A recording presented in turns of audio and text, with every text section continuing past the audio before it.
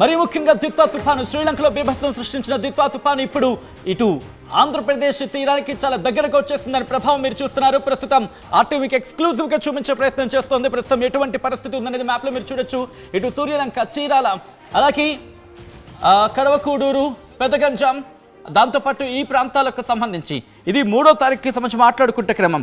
So ఇప్పుడు ఎక్కడ ఉంది అనేది ఒకసారి మాట్లాడుకునే ప్రయత్నం చేస్తే కనుక, ఎందుకంటే చాలా దూరం వెళ్ళిపోతున్న సందర్భం ఉంది. ప్రస్తుతం 29వ తారీఖు నుంచి మాట్లాడుకుంటున్న పక్షంలో ప్రస్తుతం మ్యాప్లో మీరు చూడొచ్చు. ఇదిగోండి ఈ ప్రాంతం అంతా కూడా ప్రస్తుతం వర్షాలు పడుతున్న సందర్భం. దానికి సంబంధించి విజువల్స్ మీరు చూస్తున్నారు. నేను కాస్త జూమ్అవుట్ చేసి చూపించే ప్రయత్నం చేస్తున్నాను. ఇదిగోండి తీరానికి చాలా దగ్గరగా వచ్చేసింది. ఆ విషయాలు మీరు చూడడం జరుగుతుంది. ఆర్టీవీ స్క్రీన్ మీద తమిళనాడుకి చేరుకుంది, నాగపట్నానికి చేరుకుంది, పుదుచ్చేరి. ఇప్పుడు ఈ ప్రాంతాల మీద తీవ్రమైన ప్రభావాన్ని చూపిస్తున్న క్రమం. ఈ నేపథ్యంలో కొద్దిసేపటి క్రితం Andhra Pradesh state disaster management authority కూడా రియాక్ట్ అయింది. కొద్దిసేపటి క్రితం Andhra Pradesh state disaster management authority చెప్పిన ఆ ట్వీట్ ని నేను మీకు చూపించబోతున్నాను. ఇప్పుడు ఇదిగోండి ఇదే ఇటు Andhra Pradesh state disaster management authority చెప్పిన ఆ మాటలు. ఇదిగో నైరుతి బంగాళాఖాతం దాని ఆనుకుని ఉన్న ఉత్తర శ్రీలంక మీదుగా కొనసాగుతున్న దిత్వా తుఫాను గడిచిన 6 గంటకు 10 కిలోమీటర్ల వేగంతో ఉత్తరం వైపు కదులుతోందని చెప్పి విపత్తు నిర్వహణ సంస్థ ఎండీ ప్రఖర్ జైన్ వెల్లడించారంటూ కూడా చెప్పుకొచ్చింది. ఆ తర్వాత మీరు గమనిస్తే ఇదిగోండి తమిళనాడుకు పుదుచ్చేరికి తీర ప్రాంతం నుంచి నైరుతి బంగాళాఖాతం వైపు శనివారం అర్ధరాత్రి నాటికి 60 కిలోమీటర్లు చాలా దగ్గరకు వచ్చేస్తుంది. మీరు చూడొచ్చు అర్ధరాత్రి నాటికి 60 కిలోమీటర్లు, రేపు ఉదయానికి 50 కిలోమీటర్లు, సాయంత్రానికి 25 కిలోమీటర్లకు మినిమం అంటూ కూడా దూరంలో కేంద్రీకృతమై ఉండే అవకాశం ఉందని చెప్పి వివరిస్తున్న పరిస్థితి ఉంది. దీంతో పాటు సముద్రం అలజడిగా ఉంటుందని, మత్స్యకారులు వేటకు వెళ్లరాదంటూ కూడా హెచ్చరిస్తున్న క్రమం.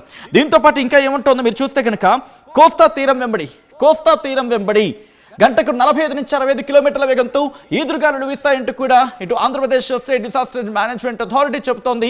మీరు గుర్తుపెట్టుకోండి, ఇది ఆంధ్రప్రదేశ్ రాష్ట్ర విపత్తు నిర్వహణ సంస్థ. అంటే ఏమైనా విపత్తులు అలాంటివి తలెత్తితే, అంటే ఇప్పుడు వరదలు వచ్చాయి, అటువంటి పరిస్థితులు తలెత్తితే కనుక వెంటనే ఆదుకోవాల్సిన సంస్థ ముందుగానే హెచ్చరిస్తోంది. ఇక్కడ అంటే అర్థం చేసుకోవచ్చు, ప్రజలు, రైతులు అప్రమత్తంగా ఉండాలని సూచించడం జరుగుతుందంటూ కూడా చెప్పుకొస్తున్న క్రమం. ఇప్పటికే ప్రకాశం, నెల్లూరు, కడప, అన్నమయ్య జిల్లాలో, తిరుపతి జిల్లాలో అక్కడక్కడ భారీ నుంచి అతి భారీ వర్షాలు పడే అవకాశం ఉందని చెప్పి విపత్తు నిర్వహణ సంస్థ చెప్పుకొచ్చినట్టు అర్థం చేసుకోవచ్చు. ఈ క్రమంలో ప్రస్తుతం ఎక్కడ ఉంది, ఏ మూమెంట్లో ఉంది అనేది ఒకసారి నేను మీకు చూపించే ప్రయత్నం చేస్తాను. నేరుగా నేను ఆ మ్యాప్స్లోకి వెళ్ళే ప్రయత్నం చేస్తాను. సో ఒక్కసారి సుడిగుండల్లా గింగిరాలు కొట్టుకుంటూ వస్తున్న ఆ విజువల్ నేను మీకు చూపించే ప్రయత్నం చేస్తాను. ఒకసారి మీరు గమనిస్తే కనుక పూర్తి స్థాయిలో ఇదిగోండి ప్రస్తుతం రాయలసీమ మీద కూడా దీని ఇంపాక్ట్ ప్రారంభమైందా అంటే కనుక, ఎందుకు ఇంకా అంత దూరంలో ఉందంటే దాని కేంద్రానికి సంబంధించి. అంటే మీకు క్లియర్గా ఒక ఎగ్జాంపుల్ చెప్పే ప్రయత్నం చేస్తాను. ఒక రాయికి ఒక తాడు కట్టారు అనుకుందాం. ఏమవుతుంది, మీరు ఇలా గింగిరాలు తిప్పుతూ ఉంటారు కదా, ఇలా తిప్పుతూ ఉంటారు అంటే ఇది సెంటర్, ఇది కేంద్రం, ఆ చుట్టూతో తిరుగుతూ ఉంటుంది కదా. సో ప్రెసెంట్ ఈ సెంటర్ అంటే గింగిరాలు కొడుతున్న ఈ కేంద్రం కాస్త దూరంగా ఉంది.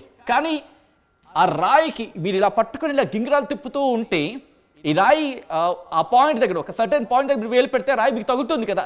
సో అలాంటిది మాట. అంటే ప్రస్తుతం దీని సెంటర్ కాస్త దూరంలో ఉండొచ్చు, కానీ దీని ప్రభావం మాత్రం అంటే ఇది ఇక్కడ ఉండి ఇలా గింగిరాలు కొట్టిస్తుంది అనుకుందాం. ఇలా గింగిరాలు కొట్టిస్తున్నప్పుడు ఇది తీరాన్ని తాకుతున్న క్రమం. ఆ విజువల్ నేను మీకు చూపించే ప్రయత్నం చేస్తున్నాను. ఒక్కసారి మీరు గమనిస్తే తమిళనాడుకు సంబంధించి విజువల్ చూడండి. తమిళనాడు దగ్గర ఎటువంటి పరిస్థితి ఉందనేది, ఎక్కడ చెన్నైకి సంబంధించి మాట్లాడుకుంటున్న క్రమంలో భారీ వర్షాలు పడుతున్నాయి. ఏకంగా 25 సెంటీమీటర్ల వర్షపాతం నమోదైంది 25 సెంటీమీటర్లు. గుర్తుపెట్టుకోండి, 24 గంటల్లోని 25 సెంటీమీటర్ల వర్షపాతం నమోదైన పరిస్థితి. ఇక్కడి నుంచి మన రాయలసీమ మీద కూడా ఇంపాక్ట్ అనేది చూపించడం జరుగుతుంది. దీని పర్ఫెక్ట్ పిక్చర్ నేను మీకు చూపించే ప్రయత్నం చేస్తాను. ఎందుకంటే బహుశా ఇక్కడ మనకి కాస్త క్లమ్జీగా అనిపించవచ్చు, కానీ ఇక్కడ మీరు గమనిస్తే కనుక ఇక్కడ మనకి క్లియర్గా అర్థమవుతుంది. ఇక్కడ మాత్రం మనకి చాలా క్లియర్గా ఉంది. ఇదిగో మీరు అబ్జర్వ్ చేస్తే కనుక ఇక్కడ ఇదిగోండి రాయలసీమలో ఎటువంటి ఇంపాక్ట్ చూపిస్తుందో మీరు చూడొచ్చు. తమిళనాడు మీద ఇంపాక్ట్ ఉంది. ఇటు నెల్లూరు, చిత్తూరు, కడప, అనంతపురం, కర్నూలు ఈ ప్రాంతాల మీద కాస్త ఇంపాక్ట్ అనేది కనిపిస్తుంది. ఇక్కడ నుంచి దక్షిణ కోస్తా అంతే విజయవాడ వరకు కూడా మనకి కాస్త ఇంపాక్ట్ అనేది దీని మీద మనకి కనిపిస్తుంది. ఇక్కడ క్లియర్ కట్గా ఇక్కడ ఉంది. సో ఇక్కడ నుంచి నేను నెక్స్ట్ మ్యాప్కి వెళ్ళే ప్రయత్నం చేస్తాను. సో దట్ రిపోర్ట్ కూడా చూపించే ప్రయత్నం చేస్తాను. ఇటు ఆంధ్రప్రదేశ్ రాష్ట్ర విపత్తు నిర్వహణ సంస్థ ఏం చెబుతోంది, దాంతోపాటు రిపోర్ట్ గురించి మాట్లాడుకున్నాం. ఇప్పుడు ఆంధ్రప్రదేశ్ విపత్తు నిర్వహణ సంస్థ ఏం చెబుతోంది, అట్ ద సేమ్ టైం ఎక్కడెక్కడ ఎటువంటి పరిస్థితులు ఉన్నాయనేది ఒకసారి నేను మీకు మ్యాప్లోనే చూపించే ప్రయత్నం చేస్తాను. ఇదిగోండి ఇది ఈరోజు మధ్యాహ్నానికి సంబంధించి మాట్లాడుకుంటే కనుక ఇప్పుడు అంటే రాత్రి 12 ఆ ప్రాంతానికి కాస్త 8, 9 ఆ ప్రాంతంలో ఎటువంటి పరిస్థితి ఉంది, రాత్రి 11 గంటల ప్రాంతానికి అల్పపీడనానికి ఇదిగోండి ఇది దాని కేంద్ర ప్రాంతం, కేంద్రం గురించి మాట్లాడుకున్న క్రమం. సో ఇక్కడి నుంచి ఇప్పుడు మీరు చూస్తే కనుక పుదుచ్చేరి, చెన్నై ఈ ప్రాంతాల మీద దీని ప్రభావం అనేది మనకి కనిపిస్తోంది. ఇంకాస్త క్లోజ్గా వెళ్ళే ప్రయత్నం చేస్తున్నప్పుడు ఇటు తిరుపతి, నెల్లూరు ఇప్పటికీ కొద్దిసేపటి క్రితం మా ప్రతినిధి గయాస్తో మాట్లాడినప్పుడు ఆయన గొడుగు పట్టుకొని కనిపించారు. ఎంత సేమ్ టైం మీరు కూడా రియాక్ట్ అయ్యే ప్రయత్నం చేయండి, మీ ప్రాంతాల్లో ఎటువంటి వాతావరణం ఉందని చెప్పే ప్రయత్నం చేయండి. నేను లాస్ట్ లైవ్లో వచ్చినప్పుడు చాలా మంది రియాక్ట్ అయ్యారు అండ్ మిడిల్ ఆఫ్ ద లైవ్లో చాలా మంది జాయిన్ అయ్యి దానికి సంబంధించి చెప్పే ప్రయత్నం చేస్తారు. అండ్ మీ ప్రాంతాల్లో ఎటువంటి వాతావరణం ఉందనేది మీరు కూడా కమెంట్ చేసే ప్రయత్నం చేయండి. ప్రస్తుతం ఇటు తిరుపతి, నెల్లూరు, ఒంగోలు వరకు కూడా దీని ప్రభావం మనకు కనిపిస్తుంది. మీరు చూస్తే కనుక కర్నూలు, ప్రొద్దుటూరు, హిందూపురం ఇక్కడ కాస్త గాలుల ఇంపాక్ట్ కనిపిస్తుంటే ప్రొద్దుటూరు చాలా దగ్గరగా బెంగళూరు నుంచి మైసూరు నుంచి మొదలుపెట్టి సేలం, అలాగే పుదుచ్చేరి, నాగపట్నంలో మనం చూసాం ఏకంగా 25 సెంటీమీటర్ల వర్షపాతం నమోదైంది నిన్నటి నుంచి ఈ రోజు వరకు చూసుకుంటే. ఈరోజు బహుశా పుదుచ్చేరి, చెన్నై ఈ ప్రాంతాల్లో భారీ వర్షపాతం నమోదయ్యే అవకాశం ఉంది, ఎందుకంటే ఆ ఇంపాక్ట్ మనకి కనిపిస్తోంది. ఇక్కడి నుంచి నెల్లూరు, తిరుపతి ఈ ప్రాంతాలకు సంబంధించి మాట్లాడుకున్నప్పుడు ఇంకాస్త జూమ్కి వెళ్ళే ప్రయత్నం చేస్తున్నాను. ఇదిగోండి చెన్నై నుంచి మొదలు పెడితే సూళ్ళూరుపేటలో బహుశా ఇప్పుడు వర్షం కాస్త గట్టిగానే పడుతుందని భావించాలి, ఎందుకంటే తీర ప్రాంతం మీరు చూపిస్తాను ప్రకారం. సో ఇక్కడ ఎటువంటి వర్షపాతం ఉంది అనేది వాట్ ఐ డూ జూమర్త్ సాయంతో చూసే ప్రయత్నం చేద్దాం. సో ఒకసారి నేను జూమర్త్ సాయంతో వచ్చేసే ప్రయత్నం చేశాను ఇక్కడికి. అండ్ కరెక్ట్గా మీరు గమనిస్తే ఇదిగోండి చెన్నైతో పాటు నెల్లూరు, ఒకసారి నెల్లూరులో భారీ వర్షం పడుతోందని చెప్పి మనకి సమాచారం అందుతున్న క్రమంలో ఒకసారి నేరుగా నెల్లూరు వెళ్ళిపోదాం. నెల్లూరులో ఎటువంటి పరిస్థితి ఉందనేది మా ప్రతినిధి గయాస్ అప్డేట్స్ అందించేందుకు లైవ్లో జాయిన్ అవుతున్నారు. ఒకసారి గయాస్ దగ్గరికి వెళ్ళే ప్రయత్నం చేస్తాను. ప్రస్తుతం నెల్లూరులో ఎటువంటి వాతావరణం ఉంది, ఎటువంటి అప్రమత్తతో అక్కడ అధికారులు ఉన్నారు, ఎటువంటి వర్షం పడుతోంది, గాలుల తీవ్రత ఎలా ఉంది, రేపటికి ఏ స్థాయికి చేరుకునే అవకాశం ఉంది, ఇన్ఫర్మేషన్ అందించేందుకు గయాస్ సిద్ధంగా ఉన్నారు. గయాస్, మనకు అందుతున్న సమాచారం, మనకున్న సోర్సెస్ ప్రకారం ప్రస్తుతం చూసుకుంటే ఇటు నెల్లూరులో వర్షం పడుతుంది, భారీ వర్షం ప్రారంభమైంది అనేది మనకు అందుతున్న సమాచారం. సో ఎటువంటి పరిస్థితి ఉంది, గాలుల తీవ్రత ఎలా ఉంది, అండ్ ఇప్పటికే ప్రారంభమై ఉంటే కనుక రేపటికి ఎలా ఉండే అవకాశం ఉందని చెప్పి అధికారులు అంచనాలు ఉన్నాయి. ఓవరాల్ గా ప్రస్తుతం సిచ్యువేషన్ ఏంటి అక్కడ?